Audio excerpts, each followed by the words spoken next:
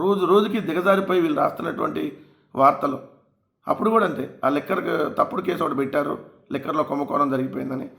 దాంట్లో వెంకటేష్ నాయుడుతో వైసీపీ లీడర్లకు ఉన్న ఫోటోలు వేసి తెలుగుదేశం వాళ్ళతో ఉన్న ఫోటోలు ఇలా. మరి అదే వెంకటేష్ నాయుడుతో వెంకయ్య నాయుడు గారితో ఉన్న ఫోటో ఉంది, దత్తాత్రేయ గారితో ఉన్న ఫోటో ఉంది, కిషన్ రెడ్డి గారితో ఉన్న ఫోటో ఉంది, కేంద్ర మంత్రులతో రామ్మోహన్ నాయుడుతో ఉన్న ఫోటోలు ఉంది.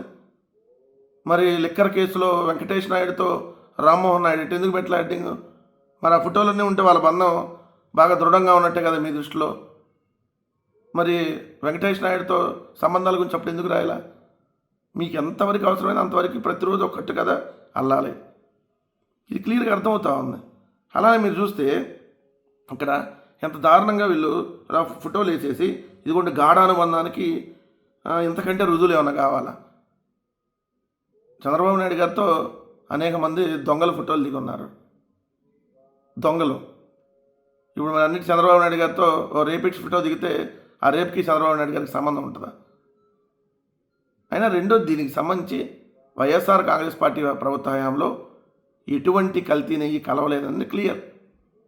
చంద్రబాబు నాయుడు గారి హయాంలో తీసుకున్నటువంటి శాంపిల్లో కల్తీ కలిసింది, కల్తీని మళ్ళీ వాడారు అనేది క్లియర్గా సిబిఐ సిట్ ఇచ్చింది. సో ముందు దానికి సమాధానం చెప్పండి.